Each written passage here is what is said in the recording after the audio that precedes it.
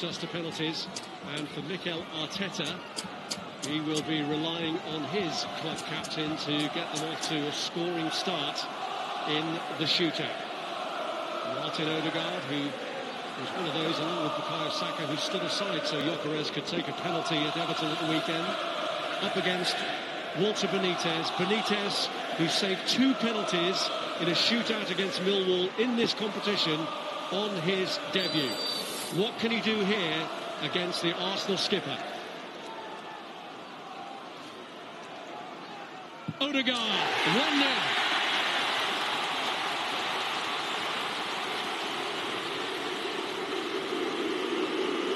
Well, decisions for managers as to whether you go with your strongest penalty taker first or save them in the hope that you'll get to a 5th kick. But Jean-Philippe Mateta seems to like stepping up first. He did so in that Millwall game. He did so in the Community Shield victory against Liverpool as well.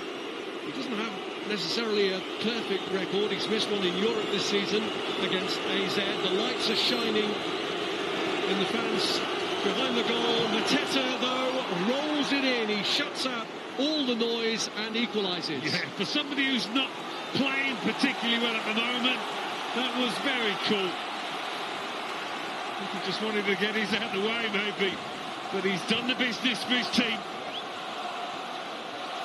So, 1 penalty each, both scored, and Declan Rice is the next to step up for Arsenal.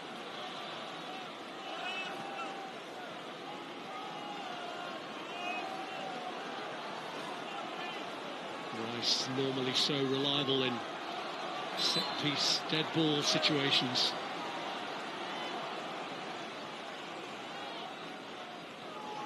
Rice restores the Arsenal advantage with a powerful one. Yeah, more power than placement. And when you lift it a little bit, they are difficult to stop. Well, Justin Devaney, maybe the younger element of this Palace team at the age of 22, but he has twice scored penalties in shootouts for them this season. And now he has to win the mind games with Kepa Arrizabalaga, who's making him wait by staying off his line, and has to win the battle of wills with the Arsenal supporters as well, some of whom are still shining lights in his direction. Devaney makes it 2-2. Yeah, it's a classy finish, though.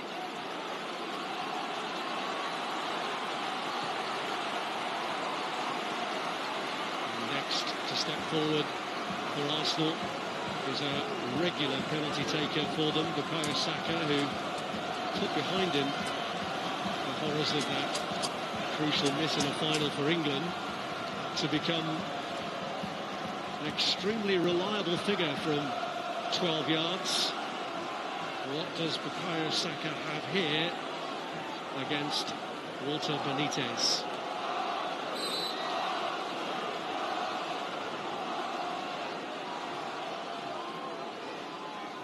Taking his time.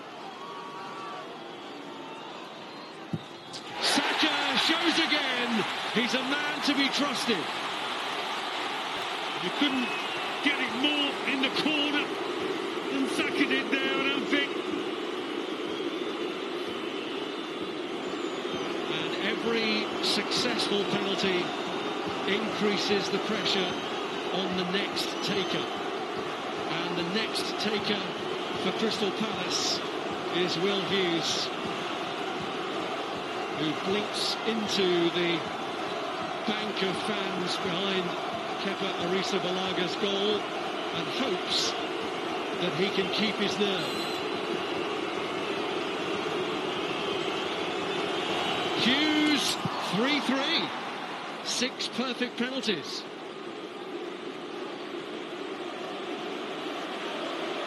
Well, they're doing their job for him.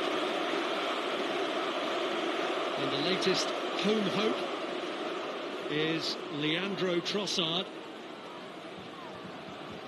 hoping to follow the example of Odegaard, Rice Saka to make it a perfect 4.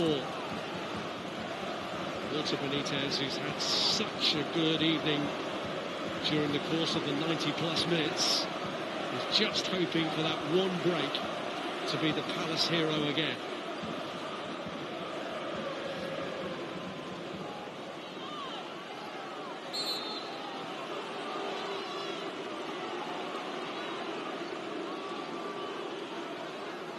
Puff of the cheeks. And Trossard steps up and places it. It takes a bit of battle to lift it to that extent. Easy to hoist it over the bar. Those ones are unstoppable.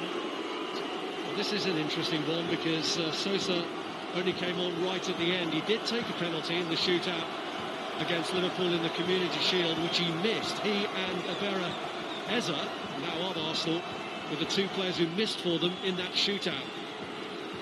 But Sosa is being trusted to take another one here, with Arsenal leading in the shootout 4-3. And Sosa scores.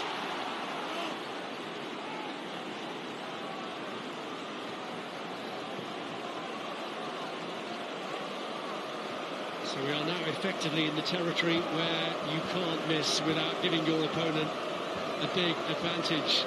But with Arsenal having gone first, it is the chance for them to apply greater pressure with perfectly struck penalties.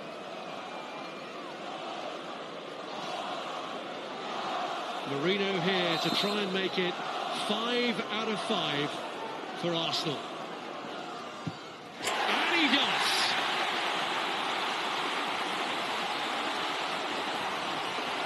Well, neither keepers really threatened to save any of these pens so far. A lot of composure out there. But this is a big one, because one misstep here from Jefferson Lerma, who was heroic in the game itself, and Palace will be out. So this is a real nail-biting moment for those Palace fans, and all of their hopes rest on the Colombian Jefferson Lerma. He has to score this.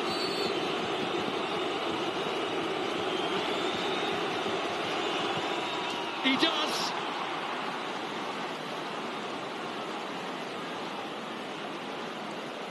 Some coolness under pressure. And the next one to put himself in the firing line is Ricardo Calafiori, because we are now beyond the stage that a lot of managers have planned for. We're getting into the territory of players who possibly didn't even want to take one. No, that's it. It could come down to how many penalty takers have you got in this 11 out there. It come down to the goalkeepers in the end, but for now the goalkeepers have to do the saving. It's Calafiori against Benitez, and he scores.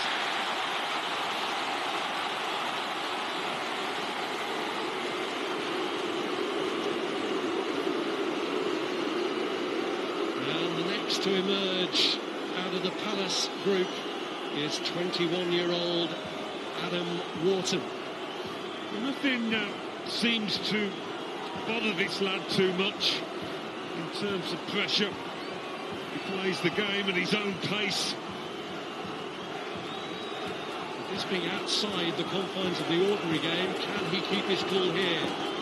It's another one for Crystal Palace, where he has to score or they're out.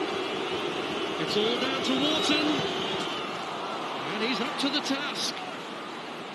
Side netting, there's been a few of those.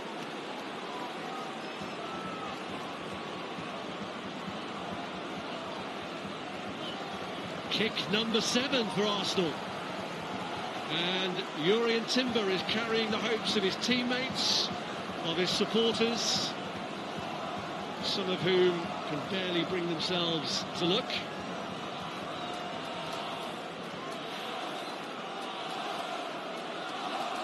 For the Arsenal players going first, it's all about putting the pressure on the next Palace taker.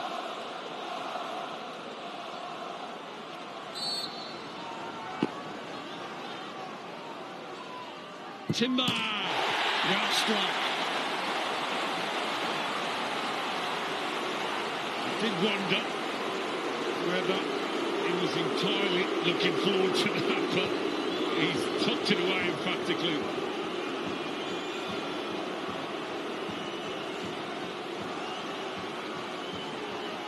Well, again, from a Crystal Palace perspective, there can be no other result other than him scoring.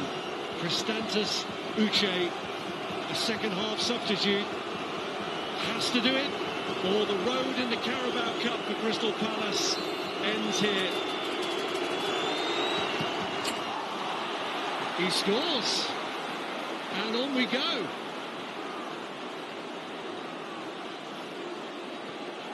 Well, we're all looking round at each other now to see who's next in line, and William Saliba is the one who's emerged from the crowd of players. 7-all we're at the moment. Can William Saliba make it 8 out of 8?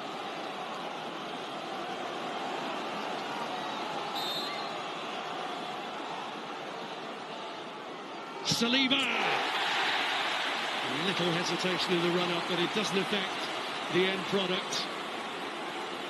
No, even when the keepers have gone the right way, the ball's been lifted over them and they've not had a chance of even getting a hand to it. Well, Maxence Lacroix, who's already had a low moment in this match with the own goal that inadvertently put Arsenal ahead. He was rescued by his captain with the equaliser. Gehi so far has stayed out of the penalty shootout. So it's a heavy burden here that Maxence Lacroix bears on his shoulders. It's all down to the Frenchman, and it's saved! Another head-in-hands moment for Maxence Lacroix, and it is Arsenal who take the final ticket for a semi-final place in the Carabao Cup. 8 perfect penalties for Arsenal, 7 perfect penalties for Crystal Palace, and a misstep at the end from Maxence Lacroix.